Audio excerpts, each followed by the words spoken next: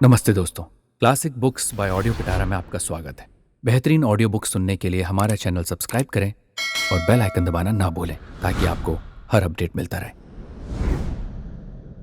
पिटारा प्रस्तुत करता है मेपल प्रेस द्वारा प्रकाशित बुक्स, जिन्हें सिर्फ मनोरंजन के उद्देश्य से रिकॉर्ड किया गया है। ये कहानियां शिक्षाप्रद और मनोवैज्ञानिक सिद्धांतों पर आधारित हैं, लेकिन इनका उद्देश्य किसी भी नैतिक या सामाजिक संदेश को प्रचारित करना नहीं है। ऑडियो पिटारा इसके लिए किसी भी प्रकार की जिम्मेदारी नहीं लेता है। प्रत्येक श्रोता या सुनने वाले को सलाह दी जाती है कि वे इन कहानियों को सिर्फ मनोरंजन के लिए ही सुनें और नैतिक और सामाजिक दृष्टिकोण से अपनी विवेकशीलता के संदर्भ में समझें। ऑडियो पिटारा सुनना जरूरी है। सादत हसन मंटो को फंसाना अल्लाह देता। दो भाई थे, अल्लाह रखा और अल्लाह देता। दोनों रियासत पटियाला के बाशिंदे थे। उनके अब्बा व अजदाद अलबत्ता लाहौर के थे, मगर इन दोनों भाइयों का दादा मुलाजमत की तलाश में पटियाला आया और वहीं का होके रहा। अल्लाह रखा और अल्लाह देता दोनों सरकारी मुलाजिम थे। एक चीफ सेक्रेटरी साहब बहादुर का अर्दली था, दूसरा कलेक्टर ऑफ स्टोरेज के दफ्तर का चपड़ासी। दोनों भाई एक साथ रहते थे ताकि खर्च कम हो। बड़ी अच्छी गुजर रही थी। एक सिर्फ अल्लाह रखा को जो बड़ा था, अपने छोटे भाई के चाल चलन के मुतल्लिक शिकायत थी। वो शराब पीता था, रिश्वत लेता था और कभी कभी किसी गरीब और नादार औरत को फंसा भी दिया करता था। मगर अल्लाह रखा ने हमेशा चश्मपोशी से काम लिया था कि घर का अमन और सुकून दरहम बरहम न हो। दोनों शादीशुदा थे। अल्लाह रखा की 2 लड़कियां थी, एक ब्याही जा चुकी थी और एक अपने घर में खुश थी। दूसरी, जिसका नाम सुगरा था, 13 बरस की थी और प्राइमरी स्कूल में पढ़ाती थी। अल्लाह दित्ता की एक लड़की थी, जैनब। उसकी शादी हो चुकी थी मगर अपने घर में इतनी खुश नहीं थी, इसलिए कि उसका खाविंद ओबाश था। फिर भी वो जूं तू निभाई जा रही थी। जैनब अपने भाई तुफैल से 3 साल बड़ी थी। इस हिसाब से तुफैल की उम्र 18-19 बरस के करीब होती। वो लोहे के एक छोटे से कारखाने में काम सीख रहा था। लड़का ज़हीन था, चुनांचे काम सीखने के दौरान भी 15 रुपए माहवार उसे मिल जाते थे। भाइयों की बीवी मेहनती और इबादत गुजर औरतें थी। उन्होंने अपने शोहरों को कभी शिकायत का मौका नहीं दिया था। जिंदगी बड़ी हमवार गुजर रही थी कि एकाएक हिंदू मुस्लिम फसाद शुरू हो गए। दोनों भाइयों के वहमो गुमान में भी नहीं था कि उनके मालो जान और इज्जत व आबरू पर हमला होगा, और उन्होंने अफरा तफरी और कसम पोसी के आलम में रियासत पटियाला छोड़ना पड़ेगी। मगर ऐसा हुआ। दोनों भाइयों को कतई मालूम नहीं कि इस खूनी तूफान में कौन सा दरख्त गिरा, कौन से दरख्त से कौन सी टहनी टूटी। जब होशो हवास किसी कदर दुरुस्त हुए तो चंद हकीकतें सामने आई और वो लरज गए। अल्लाह रखा की लड़की का शौहर शहीद कर दिया गया और उसकी बीवी को बलवाइयों ने बड़ी बेदर्दी से हलाक कर दिया था। अल्लाह दित्ता की बीवी को भी सिखों ने किरपाणों से काट डाला था। उसकी लड़की जैनब बदचलन शौहर भी मौत के घाट उतार दिया गया था। रोना धोना बेकार था। सब्र शुक्र के बैठ रहे। पहले तो कैंपों में गलते सड़ते रहे, फिर गली कूचों में भीख मांगा किए। आखिर खुदा ने सुनी। अल्लाह दित्ता को गुजरावाला में एक छोटा सा शिकस्ता मकान सर छुपाने को मिल गया। अल्लाह रखा लाहौर में ही देर तक दर बदर फिरता रहा। जवान लड़की साथ थी, गोया एक पहाड़ का पहाड़ उसके सर पर था। ये अल्लाह ही जानता है कि उस गरीब ने किस तरह 1.5 बरस गुजारा। बीवी और बड़ी लड़की का गम वो बिल्कुल भूल चुका था। करीब था कि वो कोई खतरनाक कदम उठाए कि उसे रियासत पटियाला के एक बड़े अफसर मिल गए जो उसके बड़े मेहरबान थे।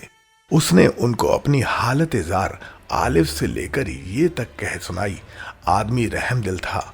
उसको बड़ी दिक्कतों के बाद लाहौर के एक आरिजी दफ्तर में एक अच्छी मुलाजमत मिल गई थी। चुनांचे उन्होंने दूसरे रोज ही उसको 40 रुपया माहवार पर मुलाजिम रख लिया और एक छोटा सा क्वार्टर भी रिहाइश के लिए दिलवा दिया। अल्लाह रखा ने खुदा का शुक्र अदा किया जिसने उसकी मुश्किलात दूर की। अब वो आराम से सांस ले सकता था और इत्मीनान से सोच सकता था। सुगरा बड़े सलीके वाली सुधड़ लड़की थी।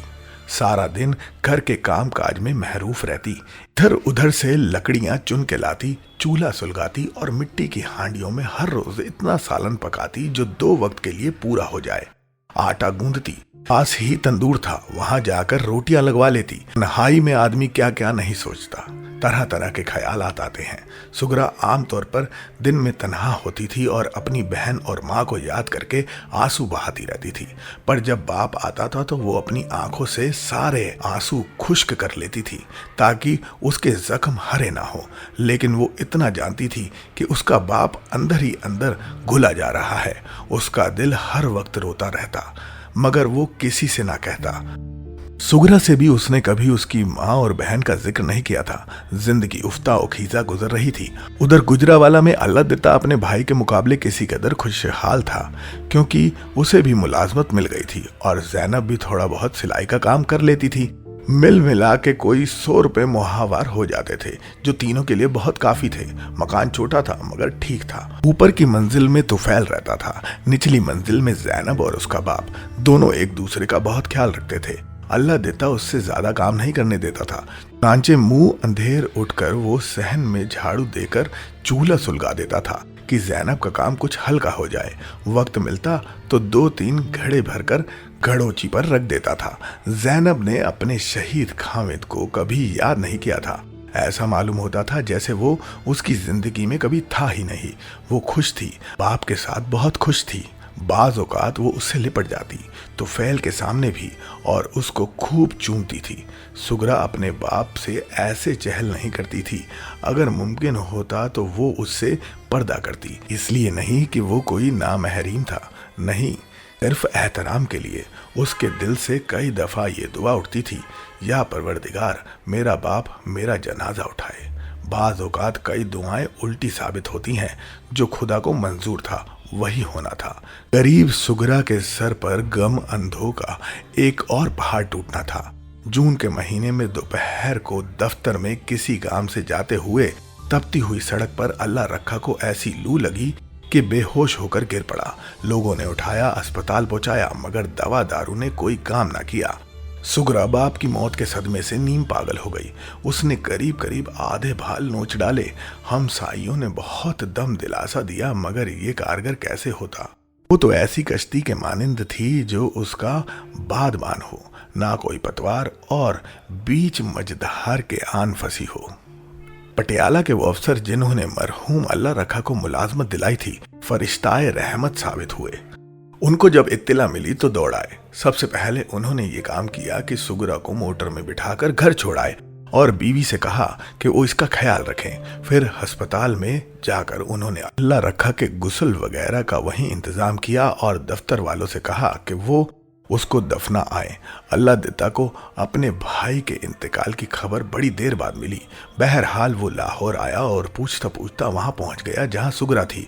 उसने अपनी भतीजी को बहुत दम दिलासा दिया, बहलाया, सीने के साथ लगाया, प्यार किया, दुनिया की बेसबाती का जिक्र किया, बहादुर बनने को कहा। मगर सुगरा के फटे हुए दिल पर इन तमाम बातों का क्या असर होता। गरीब खामोश अपने आंसू दुपट्टे में खुश्क करती रही। अल्लाह दित्ता ने अफसर साहब से आखिर में कहा, मैं आपका बहुत शुक्रगुजार हूँ। मेरी गर्दन आपके एहसानों तले हमेशा दबी रहेगी। मरहूम की तजहीज और तकफीन का आपने बंदोबस्त किया। फिर ये बच्ची बिल्कुल बेसहारा रह गई थी, इसको आपने अपने घर में जगह दी। खुदा आपको इसका अज्र दे। अब मैं उसे अपने साथ लिए जाता हूँ, मेरे भाई की बड़ी कीमती निशानी है। अफसर साहब ने कहा, ठीक है, लेकिन तुम अभी इसे कुछ देर और यहाँ रहने दो, तबीयत संभल जाए तो ले जाना। अल्लाह दित्ता ने कहा, हुजूर, मैंने इरादा किया है कि इसकी शादी अपने लड़के से करूँगा और बहुत जल्द। अफसर साहब बहुत खुश हुए। बड़ा नेक इरादा है, लेकिन इस सूरत में जबकि तुम उसकी शादी अपने लड़के से करने वाले हो, इसका घर में रहना मुनासिब नहीं। तुम शादी का बंदोबस्त करो, तारीख से मतला कर देना, खुदा के फजलो करम से सब ठीक हो जाएगा। बात दुरुस्त थी। अल्लाह दित्ता वापस गुजरावाला चला गया। जैनब उसकी गैर मौजूदगी में बड़ी उदास हो गई। जब वो घर में दाखिल हुई तो उससे लिपट गई और कहने लगी कि उसने इतनी देर क्यों लगाई। अल्लाह दित्ता ने प्यार से उसे एक तरफ हटाया। अरे बाबा, आना जाना किया है, पर फतीहा पढ़नी थी, सुगरा से मिलना था, उसे यहाँ लाना था। जैनब ना मालूम क्या सोचने लगी थी। सुगरा को यहाँ लाना था, एकदम चौंक कर हाँ सुगरा को यहाँ लाना था, पर वो कहाँ है? वही हैं, पटियाला के एक बड़े नेक दिल अफसर हैं, उनके पास है। उन्होंने कहा जब तुम इसकी शादी का बंदोबस्त कर लोगे तो ले जाना। ये कहते हुए इसने बीड़ी सुलगाई। जैनब ने बड़ी दिलचस्पी लेते हुए पूछा, उसकी शादी का बंदोबस्त कर रहे हो? कोई लड़का है तुम्हारी नजर में? अल्लाह दित्ता ने जोर का कश लगाया, अरे भाई अपना तुफैल, मेरे बड़े भाई की सिर्फ एक ही निशानी तो है, उसे क्या गोरों के हवाले कर दूंगा? जैनब ने ठंडी सांस भरी, तो सुगरा की शादी तुम तुफैल से करोगे? अल्लाह दित्ता ने जवाब दिया, हाँ, क्या तुम्हें कोई एतराज है? जैनब ने बड़े मजबूत लहजे में कहा, हाँ, और तुम जानते हो क्यों है? ये शादी हरगिज नहीं होगी। अल्लाह दित्ता मुस्कुराया। जैनब की थोड़ी पकड़कर उसने मुंह चूमा। पगली, हर बात पर शक करती है, और बातों को छोड़, आखिर मैं तेरा बाप हूं। जैनब ने बड़े जोर से हूं की, बाप, और अंदर कमरे में जाकर रोने लगी। अल्लाह दित्ता उसके पीछे गया और उसको पुचकारने लगा। दिन गुजरते गए। तुफैल फर्माबदार लड़का था। जब उसके बाप ने सुगरा की बात की तो वो फौरन मान गया। आखिर 3-4 महीने के बाद तारीख मुकर्रर हो गई। अफसर साहब ने फौरन सुगरा के लिए एक बहुत अच्छा जोड़ा सिलवाया जो उसे शादी के दिन पहनना था। एक अंगूठी भी ले दी। सुगरा को करीब करीब सभी जानते थे और उसके हालात से भी वाकिफ थे। चुनांचे उन्होंने मिल मिलाकर उसके लिए बड़ा अच्छा जहेज तैयार किया। दुल्हन बनी तो ऐसा महसूस हुआ कि तमाम दुख जमा हो गए हैं और उसको पीस रहे हैं। बहरहाल वो अपने ससुराल पहुंची, जहां उसका इस्तकबाल जैनब ने किया कि कुछ इस तरह कि सुगरा को उसी वक्त मालूम हो गया कि वो उसके साथ बहनों का सलूक नहीं करेगी बल्कि सास की तरह पेश आएगी। सुगरा का अंदेशा दुरुस्त था। उसके हाथों की मेहंदी अभी अच्छी तरह से भी नहीं उतर पाई थी कि जैनब ने उससे नौकरों के काम लेना शुरू कर दिया। झाड़ू वो देती, बर्तन वो मांजती, चूल्हा वो झोंकती, पानी वो भरती। ये सब काम वो बड़ी फुर्ती और बड़े सलीके से करती, लेकिन फिर भी जैनब खुश ना होती। बात बात पर उसको डांटती, टपकती और झिटकती रहती। सुगरा ने दिल में तय कर लिया था वो ये सब कुछ बर्दाश्त करेगी और कभी हरफे शिकायत जबान पर ना लाएगी, क्योंकि अगर उसे यहाँ से धक्का मिल गया तो उसके लिए और कोई ठिकाना नहीं था। अल्लाह दित्ता का सलूक अलबत्ता इससे बुरा नहीं था। जैनब की नज़र बचाकर वो कभी कभार उसे प्यार कर लेता था और कहता था कि वो कुछ फिक्र ना करे। जैनब जब कभी अपनी किसी सहेली के यहाँ जाती तो अल्लाह दित्ता इत्तेफाक से घर पर होता तो वो उससे दिल खोलकर प्यार करता, उससे बड़ी मीठी मीठी बातें करता, काम में उसका हाथ बटाता, जो चीज़ें छुपा कर रखी होती उसे देता, सीने के साथ लगाकर उससे कहता, सुगरा तुम बड़ी प्यारी हो। सुगरा झेप जाती। दरअसल वो इतने पुरजोश प्यार की आदी नहीं थी। उसका मरहूम बाप अगर कभी उसे प्यार करना चाहता था तो सिर्फ उसके सर पर हाथ फेर दिया करता था या इसके कंधे पर हाथ रखकर ये दुआ दिया करता था, खुदा मेरी बेटी के नसीब अच्छे करे। सुगरा तो फैल से बहुत खुश थी। बड़ा अच्छा खाविंद था, जो कमाता था उसके हवाले कर देता था, मगर सुगरा जैनब को दे देती थी, इसलिए कि वो उसके कहरो गजब से डरती थी। तुफैल से सुगरा ने जैनब की बदसलूकी और उसके सास जैसे बर्तावों का कभी जिक्र नहीं किया था। वो सुलह कुल थी। वो चाहती थी कि इसके बाइस घर में किसी किस्म की बदमजाजी ना पैदा हो। कई बातें थी जो वो तुफैल से कहना चाहती थी तो कह देती, मगर उसे डर था कि तूफान बर्पा हो जाएगा और तो इसमें बचकर निकल जाएंगे, मगर वो अकेली इसमें फंस जाएगी और उसकी ताब ना ले सकेगी। ये खास बातें उसे चंद रोज हुए मालूम थी और वो कांप कांप गई थी। अब अल्लाह दित्ता उसे प्यार करना चाहता था तो वो अलग हट जाती, दौड़कर ऊपर चली जाती थी जहां वो और तुफैल रहते थे। तुफैल को जुम्मा की छुट्टी होती थी, अल्लाह दित्ता को इतवार को। जैनब कहीं बाहर गई होती तो सुगरा की जान पर बनी रहती, डर के मारे उससे काम ना होता, लेकिन जैनब का ख्याल आता तो उसे मजबूरन कांपते हाथों से, धड़कते दिल से तोहन व करहन सब कुछ करना पड़ता। अगर वो खाना वक्त पर ना पकाए तो उसका खाविंद भूखा रहे, क्यों कि वो ठीक 12 बजे अपने इर्द रोटी के लिए भेज देता था। एक दिन इतवार को जब कि जैनब घर पर नहीं थी और वो आटा गूंद रही थी, अल्लाह दित्ता पीछे से दबे पांव आया, खलंडरे अंदाज में उसकी आंखों पर हाथ रख दिए। वो तड़प कर उठी, मगर अल्लाह दित्ता ने उसे अपनी मजबूत गिरफ्त में ले लिया। सुगरा ने चीखना शुरू कर दिया, मगर वहां सुनने वाला कौन था? अल्लाह दित्ता ने कहा, शोर मत मचाओ, ये सब बेफायदा है, चलो आओ। वो चाहता था कि सुगरा को उठाकर अंदर ले जाए। कमजोर थी मगर खुदा जाने उसमें कहां से इतनी ताकत आ गई थी कि अल्लाह दित्ता की गिरफ्त से निकल गई और हाँफती कांपती ऊपर पहुंच गई। कमरे में दाखिल होकर उसने अंदर से कुंडी चढ़ा दी। थोड़ी देर बाद जैनब आ गई। अल्लाह दित्ता की तबीयत खराब हो गई थी। अंदर कमरे में लेटकर उसने जैनब को पुकारा। वो आई तो उससे कहा, इधर आओ, मेरी टांगे दबाओ। जैनब उचक कर पलंग पर बैठ गई और अपने बाप की टांगे दबाने लगी।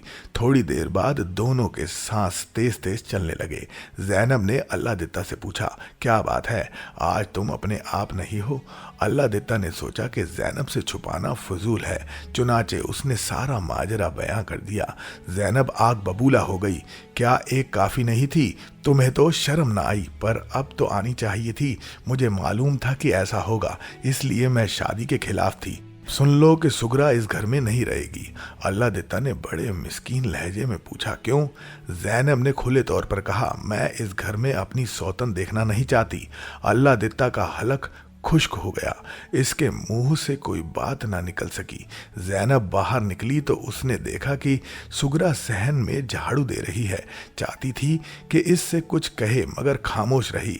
इस वाक़े को 2 महीने गुजर गए। सुगरा ने महसूस किया कि तोफैल उससे खिंचा खिंचा रहता है, जरा जरा सी बात को शक की निगाहों से देखता है। आखिर एक दिन आया कि उसने तलाकनामा उसके हाथ में दिया और घर से बाहर निकाल दिया। ऑडियो पिटारा सुनना जरूरी है। दोस्तों, आपको ये कहानी कैसी लगी हमें जरूर बताइएगा। लाइक और कमेंट कीजिए और अपने दोस्तों के साथ ये कहानी जरूर शेयर कीजिए। Thank you so much. Audio पिटारा सुनना जरूरी है।